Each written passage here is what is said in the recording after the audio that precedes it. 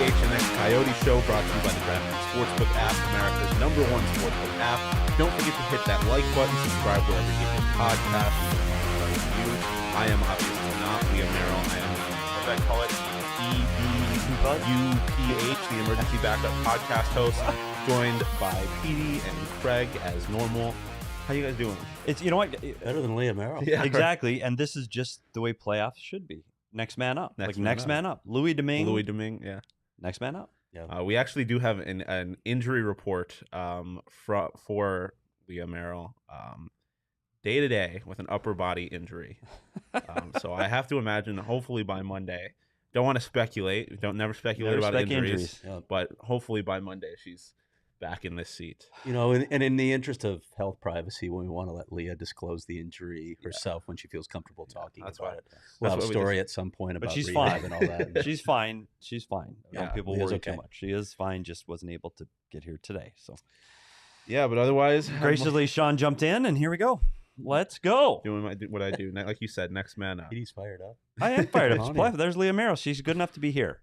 Look at So that. she's here. That's a battler. Leah, are you typing with one hand? That's did I get just it? like I that's got you just going like on. hockey, right? That's a hockey player. You just keep going. Yeah. Okay, Iron I'll Man hurt you. streak. You work. I guess the Iron Man streak has been. Well, I guess she didn't have much of an Iron Man streak because I was here a couple of weeks ago. Yeah, But yeah. Her Iron Man streak's at like 3. yeah, Not I very- mean, it's at 0 now. Not very Mine's longer than impressive. hers. We'll start off with a little bit of, I guess, arena news because we know we all love Again? arena news. Again. Yeah. What do you got for us, Craig? Well, it wasn't that big a deal. Yeah. There were some tidbits within the story that I had. The Coyotes deal with ASU to use their multi-purpose facility for the next 3 years and maybe longer was official as of yesterday. And that's not to say that, and I talked to Morgan Olson, the CFO for ASU. It's not to say that there were issues. It was really about working through attorneys, the legal process, which in America means a lot of paperwork and a lot of time and probably a lot of billable hours. But they finally got it done. And I talked to Morgan at length about some key things. I know people are like, well, if this falls through, or is there an opt-out if the Tempe thing falls through? Morgan Olson told me, look, anything's probably negotiable, but that never even came up. That was never even a point of discussion that they're opting out of the arena. Neither of us ever talked about it, and there's nothing in this deal that addresses that. So that's one key point. Take that as you will. I think the Coyotes ownership group has shown that they're committed to this market for as long as they can finally find a viable path forward with an arena. They're going to keep working at that. They want to be here. Clearly, sports betting is a big part of that for Alex Morello. It can produce a lot of revenue for him. So this is a big deal to them, and they're going to keep working at this. The other key point in this story, though, and I keep hearing this narrative, the Coyotes are going to have to start 25 straight games on the road because the arena's not going to be ready. Their annex isn't going to be ready. You know, they're building those team spaces that have to be up to NHL standards because they can't use ASUs for NCAA compliance reasons. Way back in March, Javier Gutierrez, the team CEO and president, that they're probably going to be able to use the community rink, that ASU was okay with that. Well, I confirmed that with Morgan Olson. I confirmed it with Deputy Commissioner Bill Daly as well. That's what they're going to do. They're going to set up temporary team areas in the community rink. And Morgan said, look, we can do this as long as it doesn't go a long period of time. The annex is still scheduled to be finished in December. And I did speak to a league official who said that right now in one of the iterations of the schedule, they've got 3 games scheduled there in October. So it looks like the Coyotes will be playing at ASU right off the hop.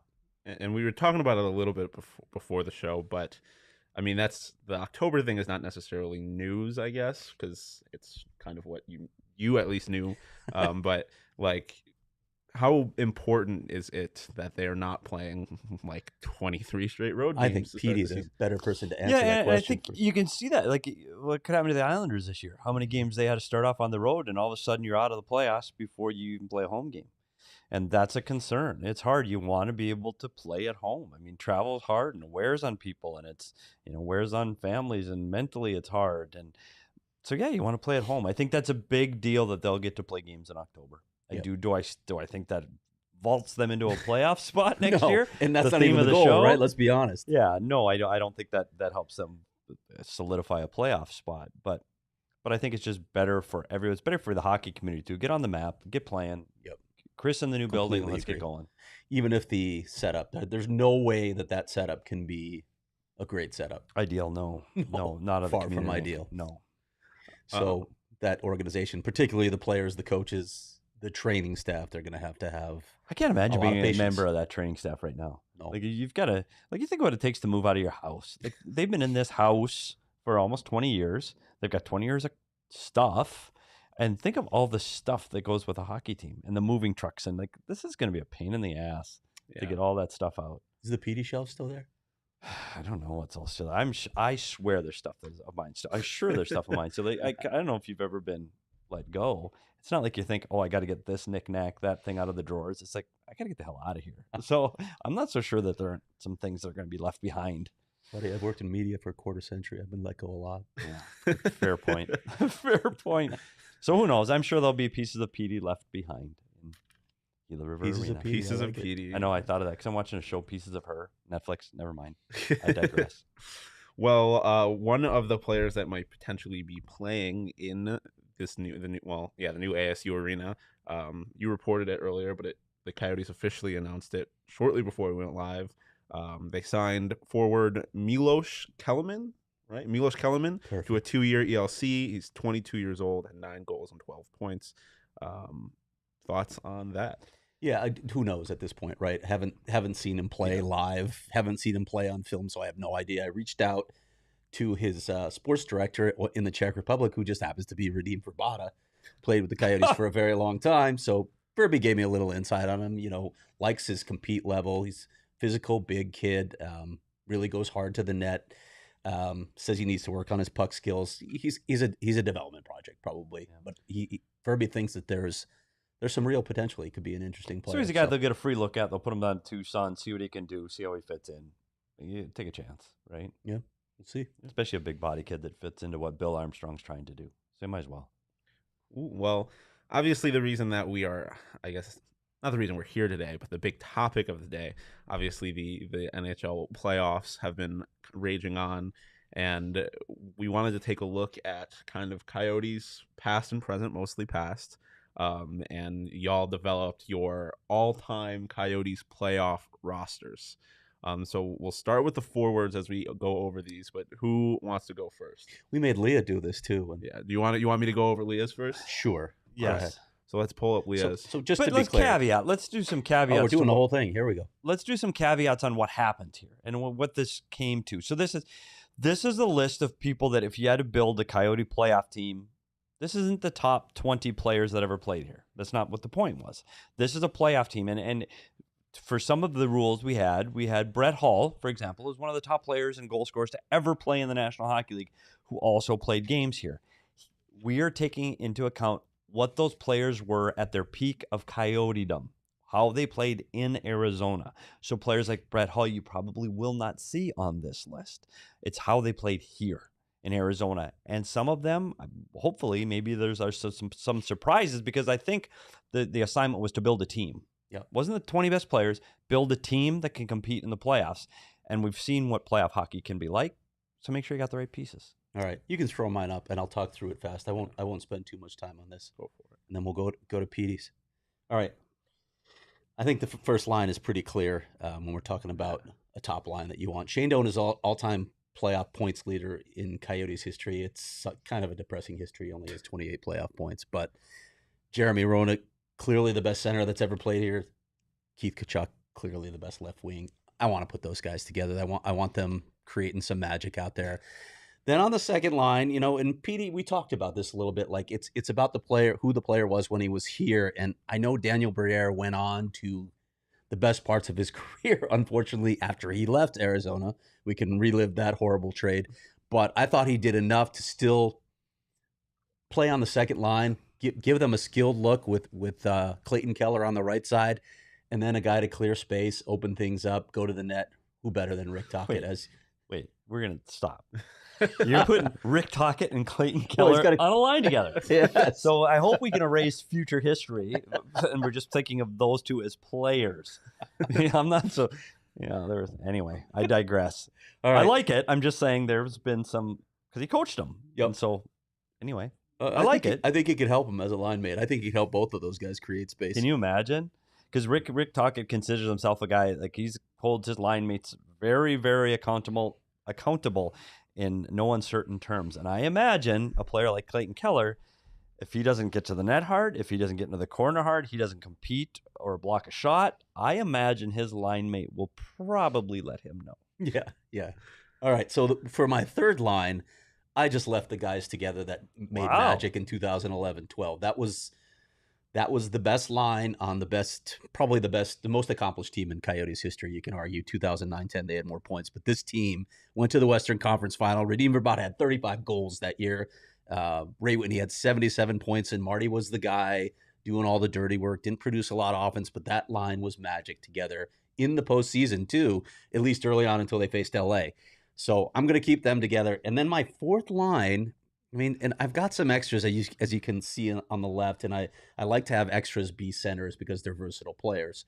So that's why I've got Antoine Vermette, Boyd Gordon to block whatever shot is coming his way, even called him Bones, and Cliff Ronning. So 3 centers in reserve. But my fourth line, Damon Lankow, who was an underrated player for much of his career, Dally Drake, who played with an edge, and then on left wing, people may be surprised to see Rafi Torres as my fourth line left wing, but he is here for one reason, to put the fear of God in opponents, because that's what he did when he's on the ice. He was a terrifying player. Your head was always on a swivel when Rafi Torres was on the ice. And you see that now in the playoffs right now, whether it's Tom Wilson or Reeves in New York, when they're on the ice, guys are looking. And if you have to think for a fraction of a second that you might be hit or you might approach a puck differently, that might be all it takes to create a turnover. That split second of doubt that something badly could happen to me, I need to make a different decision, could change the complexity of the game. Or what if they make a big hit? And I'm not getting into the whole Chicago hit. We're not here to debate that hit today with Rafi Torres. Rafi Torres provides that physical element. He provides the fear. And I'll tell you what, and I'm sure he's tuned in and listening today because everybody knows Rafi's listening. He put a little fear in his own teammates because, quite honestly, you never knew where the hell Rafi was going. You didn't know which direction he was going. You don't know what's going on. So his own teammates better have their head up too, because he's physical. And you know what? He skates extremely well for a big, physical, strong guy. Yes. And he gets some momentum going. You better have your head up.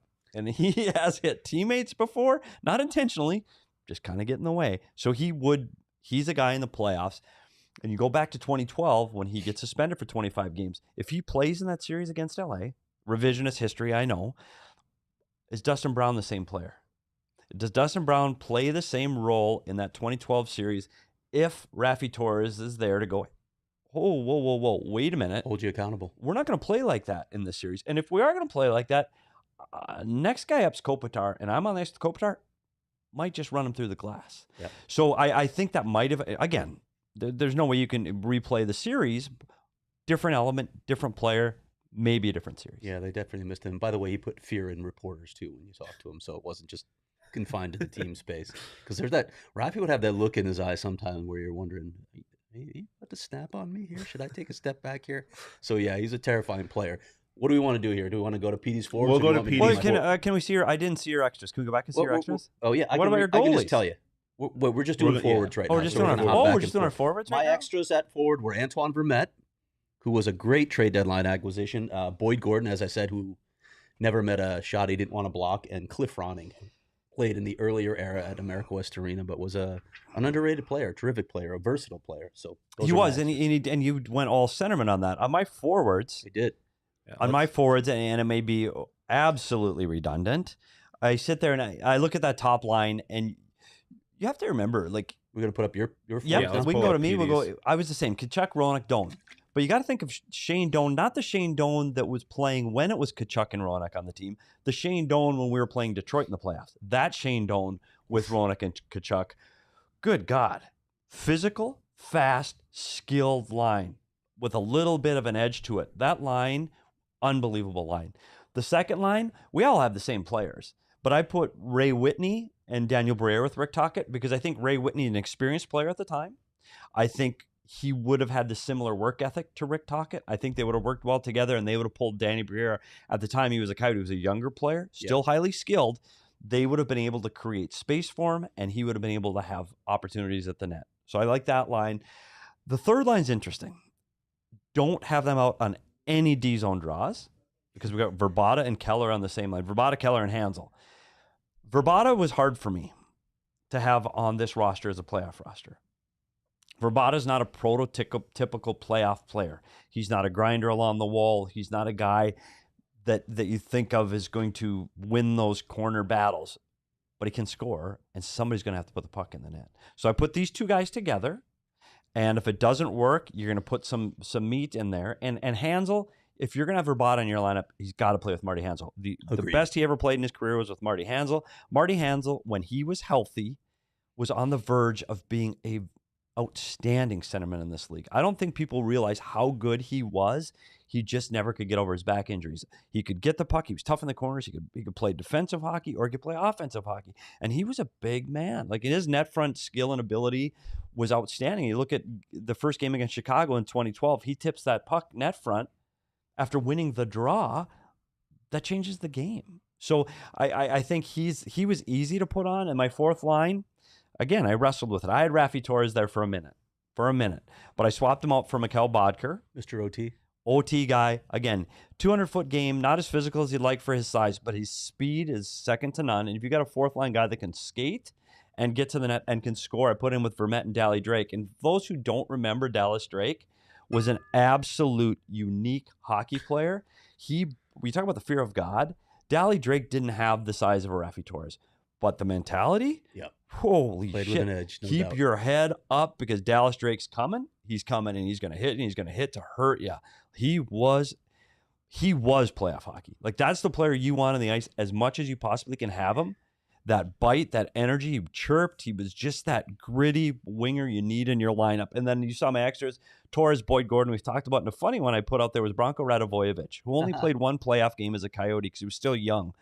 He's a guy that was skilled enough to can play up in your lineup, fast enough to play a right side winger, could play top six or bottom six, worked hard, gritty, and he brought that youth for this group that sometimes you need to inject into a playoff to get a little spark. That's why I had Branko, and there's so many. Kyle Chipchura was a guy that was left off both lists. Craig Janney was left off both lists. Chipchura.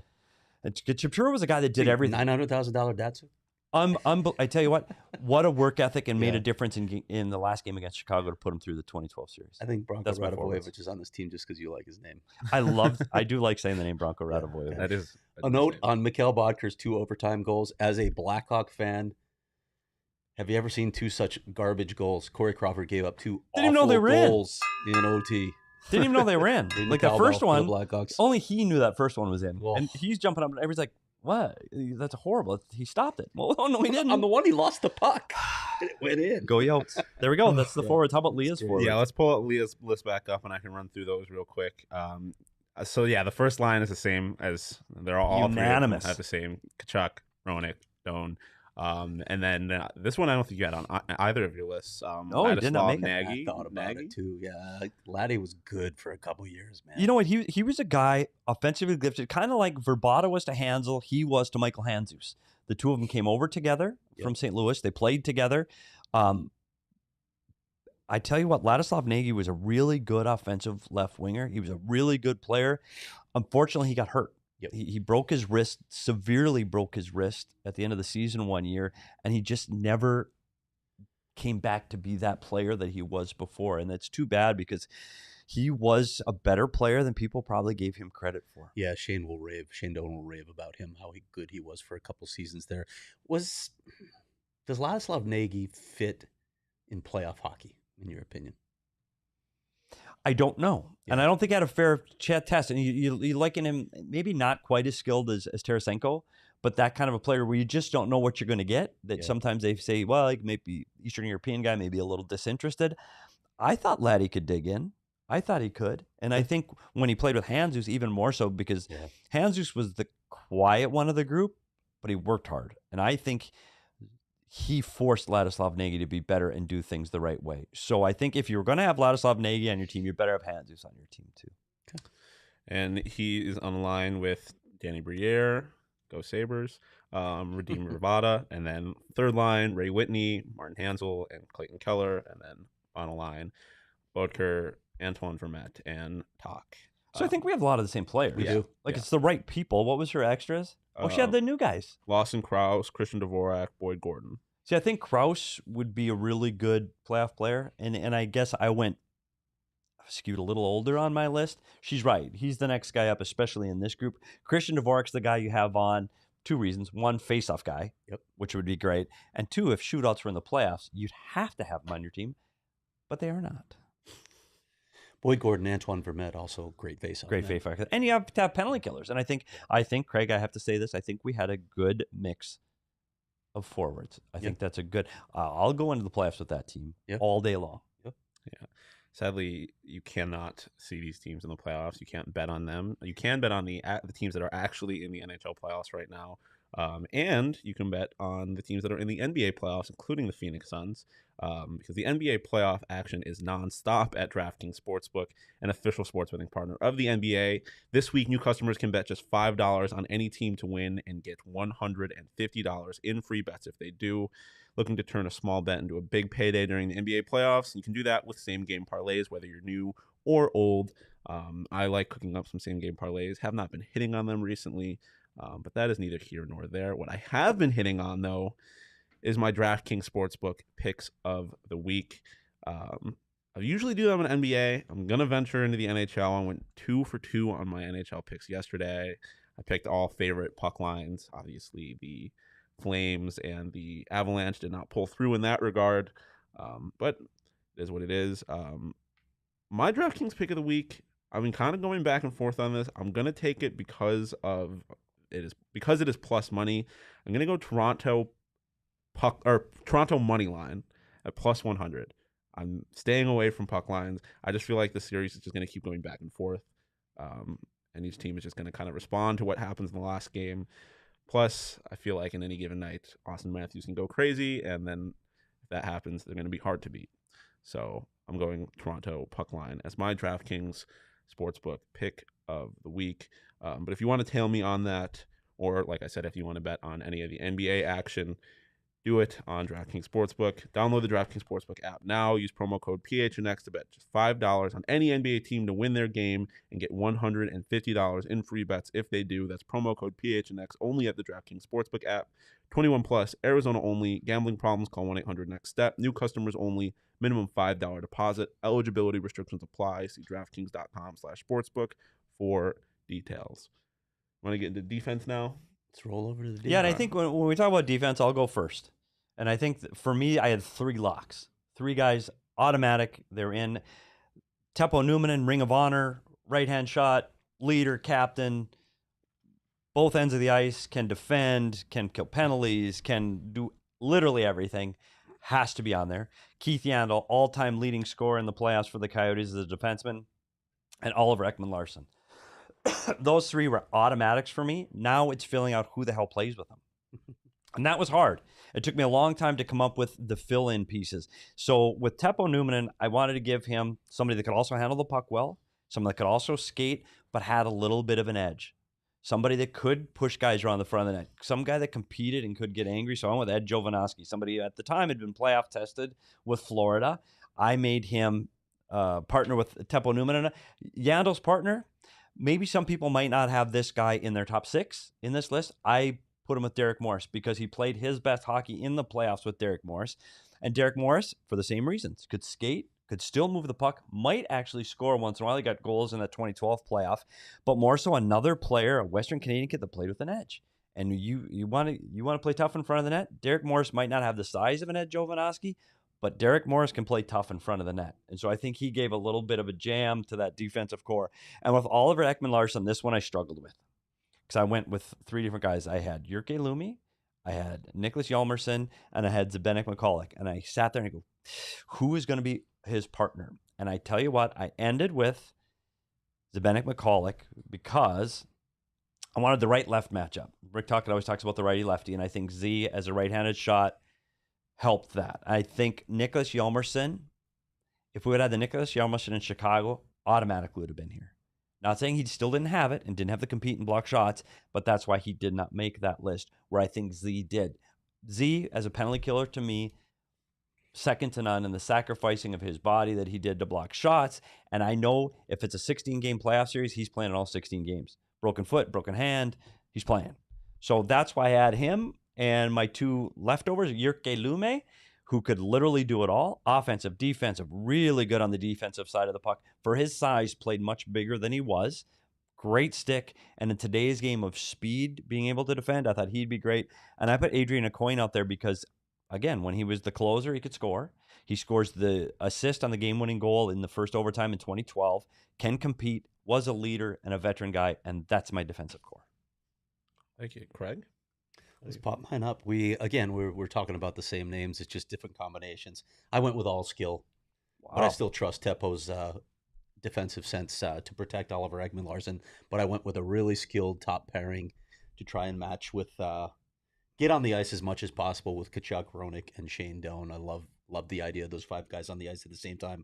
With Jans, I did go with Hjalmarsson because I am a little biased toward Nick Hjalmarsson. Yep. I watched him in Chicago as well, and if you looked at his defensive stats the first couple seasons with the Coyotes, they were ridiculously dominant. Like analytics guys loved Nick Hjalmarsson because of the way he defended, shot suppression, all the things that you measure defensively. He was off the charts. This guy is the best defensive defenseman I have watched in my lifetime. He's that good. He dominated on that side of the puck, and he is an unsung hero for all those Blackhawk teams that won cups. I thought he was fantastic early on here as well. So he's my guy protecting Yandel, who Shane Doan calls the riverboat gambler. Takes a lot of risk. High risk, high reward with Keith Yandel. My third pair, I went with a couple of solid veterans. I went with Jovo and the closer, Adrian Aucoin, the right shot, and I've got Jyrke Lume among my extras and Derek Morris as well. So pretty much the same guys. So it's the same guys? Yeah. And just again, different roles. If you're going to win in the playoffs, you need to be deep at defense. You better be physical on defense, and you better be able to skate. Because you watch these playoffs right now, the teams that have defensemen that can skate and add to the offensive side of the puck are the teams that are winning. Yep. All right, and then we could throw out Leah's list. Slightly different, but like you said, a lot of the same names.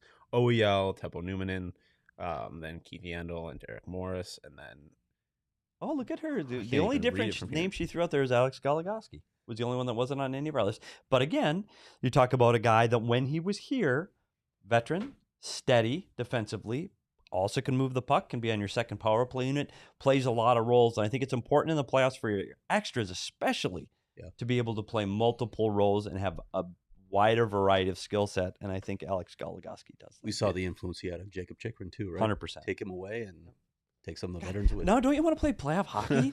Yeah, if you were a coach throwing this lineup on the ice, oh my God, yes, please. And every time the Coyotes got close to this shit, that you go to 97 to 2000, those guys were getting hurt. Yeah. Like Teppo Numminen breaks his foot, and you go, oh, like what if we're so close? Jeremy Roenick with the jaw. You're like, oh my God, Shane just Doan stay with healthy. the shoulder in 2010. Trying to just get to a not puck right. that he shouldn't have gone in the race for, Shane. Don't chase the puck down.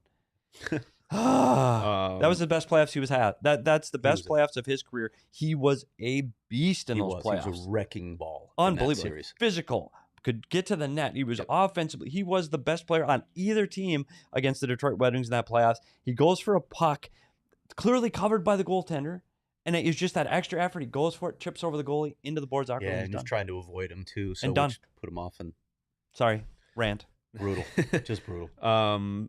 If you want to throw Leah's picks back up, I'll go straight into her Goalies? Her goalies. Yeah, so like Petey said, Goligoski and Zbynek Mikulek on the taxi squad, and then that final D line is Ed Jovanovski. Jovanovski, did I say that? Got it, yeah. And then Adrian Aucoin. Adrian Aucoin, yeah.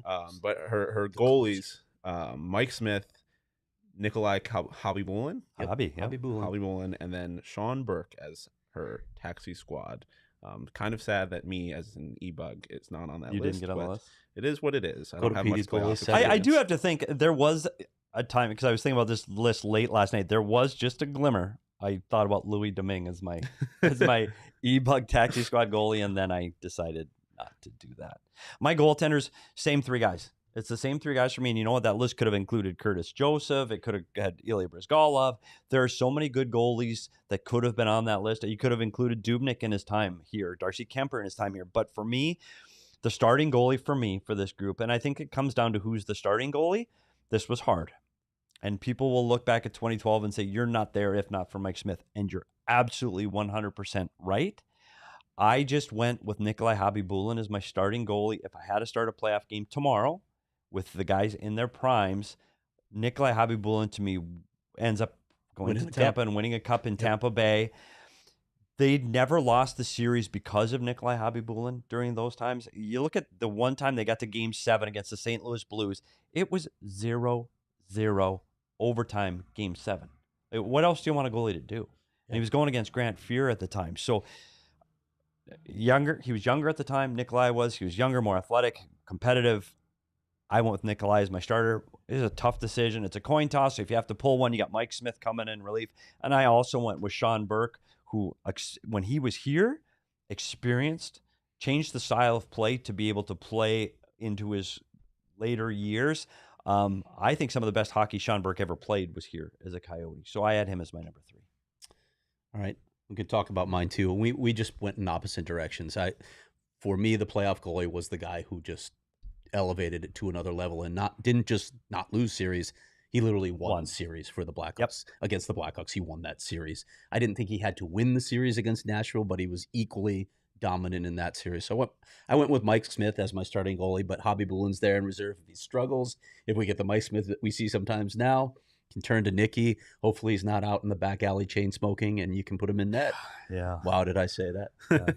Different game back then, Craig. Different game. Yes, it was. And for my extra goalie, I actually went with Darcy Kemper because I remember that Colorado series that it was him against the Avalanche, and he was spectacular early on in that series. Shawn Burke actually does not have great playoff numbers. I was looking at those, so I didn't put him on my roster, but we've done everything else right. Yeah, so I can have a throw in my little bonus that addition, nobody else did because I didn't know him I there was gonna do more, it. Craig. I know. I purposely the left you out. assignment.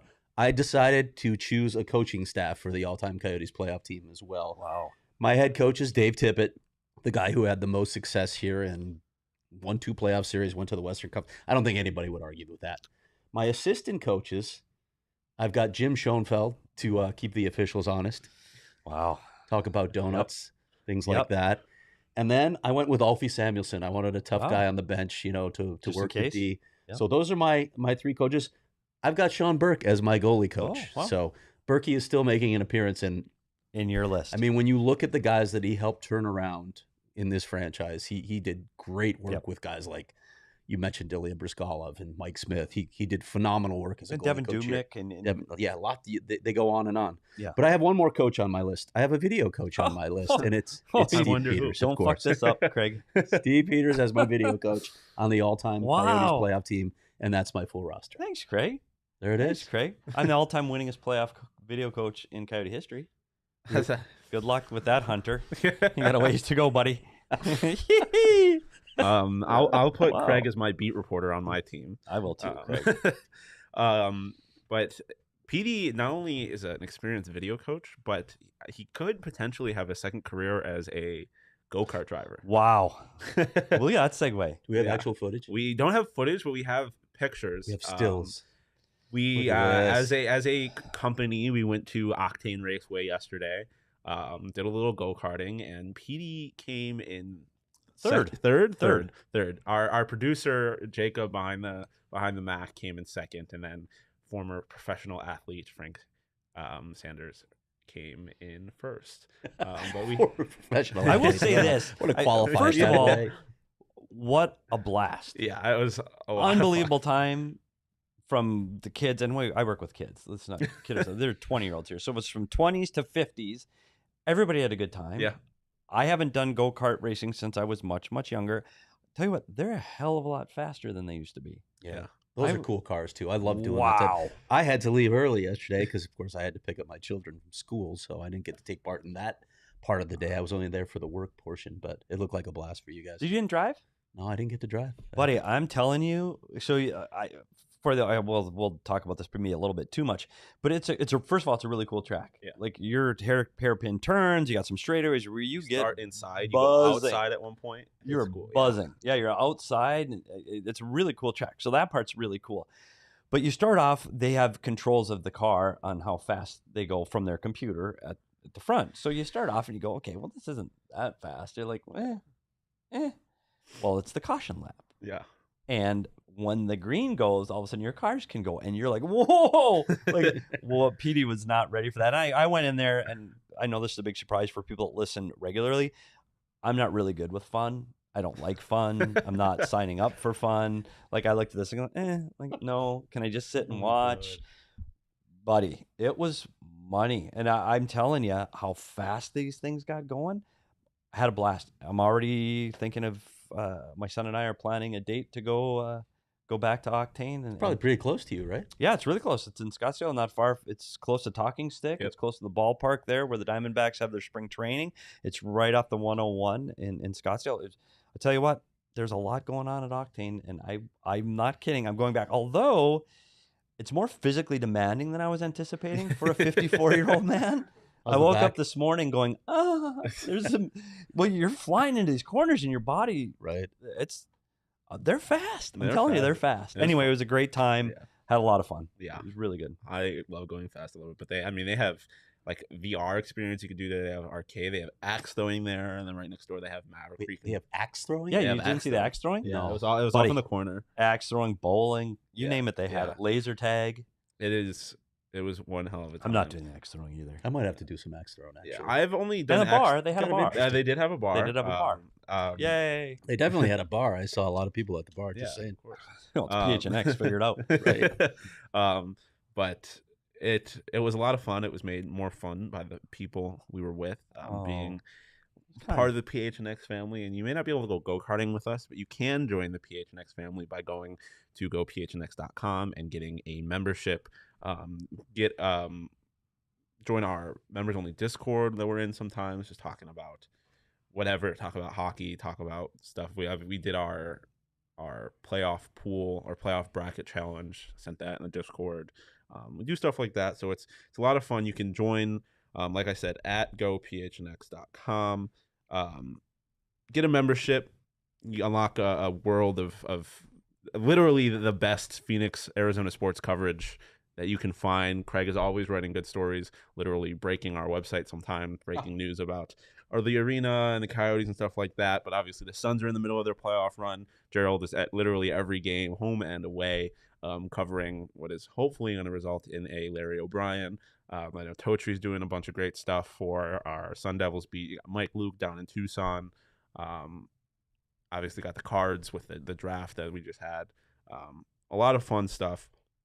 So head over to gophnx.com, grab a membership. When you do, you can either get a free t-shirt like the Josh Doan homegrown t-shirt that I'm wearing right now, or wrong side, Cody Coyote shirt. Petey's wearing the what do you call I don't know, is that the Mosaic? What do we I think it's technically called the Grateful Mosaic. Dead. Yeah, Craig calls it the Grateful Dead.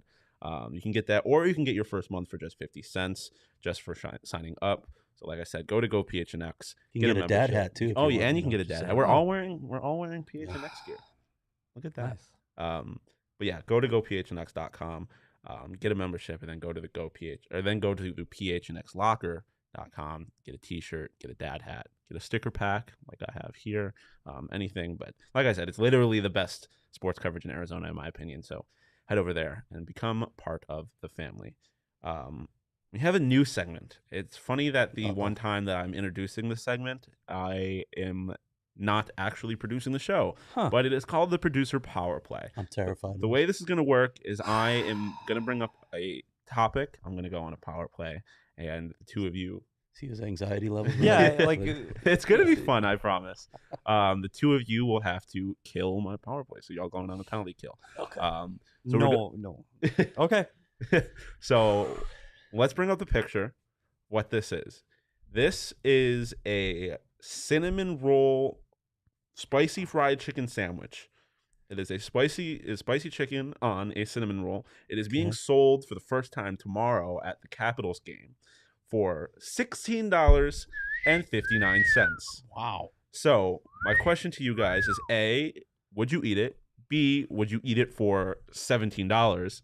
And C, if you have the time for it, what food item, what would your food item be at, I guess now ASU, or in the future the hopefully new Tempe Arena, for a Coyotes playoff run? Like if they we could pick anything. You can make anything you want, but the power play starts No. What's on the sandwich other than fried chicken and a cinnamon roll? Is there any condiment on it? I hope looks there's like not a condiment. there is some kind of The answer is honey yes. mustard, maybe. Eat the goddamn thing all day long. Yeah, Cinnamon rolls, spicy. You got spicy. You got sweet. You got breakfast. You got brunch. You got lunch. All in. 100% in. Messier than hell, which I don't for like. $17 though. Once in a lifetime, I'm paying way more than that for the tickets for the playoffs. Yep. I'm in. Fair enough. I'm in. I don't like messy food at sporting events. I have a feeling that's a shade too messy. The food together, spicy and hot with sweet and gooey, hell yeah. I'm in. Yes, I want that. I'm all in. Matter of fact, I might stop on the way home because I didn't get to eat breakfast. Price, it's a sporting event. That's what you're going to pay, right? And what would I eat at an event? I don't like messy. Like, why is everything goddamn messy? Like, your hands got to get sticky. Now I got to get up and go to the bathroom to get my hands. So I'm a straight up chips and cheese guy. I don't want peppers on it. I don't want salsa on it. I want 1 minute. Petey's going to kill this That's penalty all by himself. Yeah. So Craig, you're up. I'm in on this too because here's the thing. This is not far removed from chicken and waffles for me, right? fair enough. It's a very similar thing, especially like if you go to a place like Roscoe's where they put like nutmeg or cinnamon in the waffles anyway, you're getting the same effect. I'm cautiously approaching that condiment. I want to know more about Yeah, that I can't condiment tell because what I'm that not is. sure a condiment belongs on that sandwich. Fair. But yeah, I'll eat it. I'll spend the money just like Petey because it's a And playoff we'll buy game. Leah's hers. It's the playoffs. You got to step up. Yep. If I had to pick something, I hate to say that I'm so much like you in this sense, but I don't like messy either when you're in your seat. So I'm going with donuts, but I'm going with a local chain. I'm not going with Timmy's. I'm not going with Dunkin' Donuts. I'm going with Bosa. And if you haven't been to Bosa, you got to go to Bosa. That's an Arizona donut, and it's good stuff. Boy, I almost killed That this is one off. delicious. And we will buy Leah her donut brunch spicy chicken. And just like that, you guys have Killed it off. killed the first ever. That's pretty producer fun. I don't Put mind that. Grabner and Brad Richardson here. That's like actually made for me. So I got like a time frame on my rant. Yeah. yeah. Oh, thank you for the sound effect. Love it. I find it funny though that I asked you guys to come up with your own food, and you picked literally just tortilla chips, and you picked donuts that already exist. Yeah. I thought you guys were gonna get a little Missed crazy with the it, assignment. but you didn't. But I mean, I feel like it's We on missed brand. the assignment. Well, no, I mean, Yeah. kind of, but Kind also it's on brand for you. Like Yeah. you don't want the messy thing. I don't know. I didn't really have an answer for this, but I know at the D-backs games, I've had this like poblano cheesesteak, and it had like poblano peppers on it, and it was so good. It was so good. It wasn't all that messy. They gave you a little dish. You get a fork. You can scoop up the rest of the steak. It was All it very takes is good. one mishap, buddy. Yeah, no. It splatters all over you. I have You know, and seen- that's what I think too. Like I'm Same. thinking Oreos with ice cream and cookies and cream and all that. But again, you're Ooh. talking, it's a mess. deep fried Oreos would be a great Yeah. stadium food. If I'm gonna do it, I'm doing it like deep fried Twinkies. Yeah, like I don't eat Twinkies in my real normal life. Playoffs, yeah, Deep fried mac and cheese would also be good. yes. I love be deep fried amazing. mac and cheese. Yeah. And Leah- there's no rules. There's no carb rules. There's No, no yeah. fat content rules. Calories There's- don't count when you're at a sporting event. Especially Mac in and the cheese playoffs. is an underrated food because you can do a lot with it. It's Yeah. versatile too. Like On there a are places burger. like in Texas barbecue, they Yep. put On a all burger. kinds of stuff in On a mac and dog. cheese. Yeah. That's great Yep. stuff. Yeah. What'd you guys do with the? Would you the eat that, fruity- by the way? Would you eat that sandwich? Oh yeah, I love cinnamon rolls. I Me too. at the state fair back in New York, or not state fair, my county fair back home. They have a donut burger where they just take a glazed donut, cut it in half, and they have a burger with cheese, bacon, all like lettuce, tomato, and maple syrup. It is so good. Wow, It is. I love the sweet and savory combo. sounds like It is. dinner tonight. Chef's kiss. Leah wanted to go full pasta bar, which you want to talk about messy at Yeah. a sporting event. Seems like that would be That's work. hectic. And also, how does a pasta bar work? Like you Yeah, got 15,000 people going Thank through you. a That's pasta bar. where it's scoop- buffet. Yeah. The buffet, A buffet at a buffet to me sporting is a event? nightmare. Yeah. Especially at a sporting event. event. You got Yeah. drunk people spitting all over your food. You got kids. You got God knows what's in that pasta Good bar. thing Leah No way. wasn't here because that was definitely that would be a failed penalty kill if she's bringing up a pasta bar. Sorry, but- Leah. See what happens when you're not here? Just get crushed. Well, I think we survived it without her today, though. Yeah, I know. I think I we did. muscled through. They serve you. But maybe. Still, I mean, maybe, Still but still, messy. I you're gotta have eating a a fork. pasta at a sporting event. Yeah. That seems like, especially if you're at a Coyotes game wearing the white kachina, and then all of a Yeah. sudden you got pasta sauce splattering Yeah. all over it. Yeah. That seems like a Red miss. sauce would be a nightmare, Yeah, right? Sorry, Leah. At the whiteout for the Coyotes, you got red sauce all over you. yeah. Unless the- unless they're not going good. strictly Alfredo sauce, then maybe Yeah. it'll work. I don't know. Then it defeats the point of a pasta bar. You don't have a whole lot of choices. But anyways, I think I did a semi-decent job as Awesome. the e-bug. You did great. You know, We miss you though, Leah. And we're going to roll out the producer back power soon. play. Yeah, regularly that's gonna now, be right? a regular it. thing. Yeah, Leo will be back. So I had my once in a lifetime e-bug performance. Let in no goals, but I don't think you want me being the starting goalie by any means. But so yeah, Leo, like we said, is day to day with an upper body injury. Should be back on Monday. But I think that's all we have. Any last notes? I'm good. Just along with the theme of the show, tune into playoff hockey. It's been Yeah. fantastic. You'd never know who's going to win. I tell you what, Colorado had to go to overtime. That everybody said they were going to roll. So that series maybe What a goaltending performance! changed. Wow. Unbelievable. It's fun to watch. So let's tune up, tune in, and get ready for the Coyotes to make their run in a few years. Yeah. I'm just happy you went easy on us with the first producer power play. Yeah, don't. I was terrified actually. I thought it was gonna be trivia, and I just failed miserably. Don't get too comfortable. I'll say that much. I There it is. didn't have a whole lot of time. I got thrust into the starting role today, so I wasn't completely prepared. But once I have a little bit of time to plan, trust it'll get a little more difficult. All the penalty kills won't be that easy. But I think that's about it for the show today. Like I said, Leo will be back on Monday, again at 11 a.m. with another episode of the PHNX Coyotes show. But that is all we have for today. Enjoy the rest of your day. Tune in to the PHNX Sun Devil show at 1 p.m. Tune in to stick on the YouTube. Watch PHNX Bets in 10 minutes. And then Sun Devils on at 1. Just spend all day on our YouTube. We'll be back Monday, and we got the ping pong ball show on Tuesday. Yeah. Draft lottery on Tuesday. Draft lottery Tuesday. Cannot wait. Big moment. Bring in the Coyotes champagne history. or not. Bring the champagne either to celebrate or drown Yep. your sorrows. But that's it. And like I said, we'll see you on Monday. But for now, peace.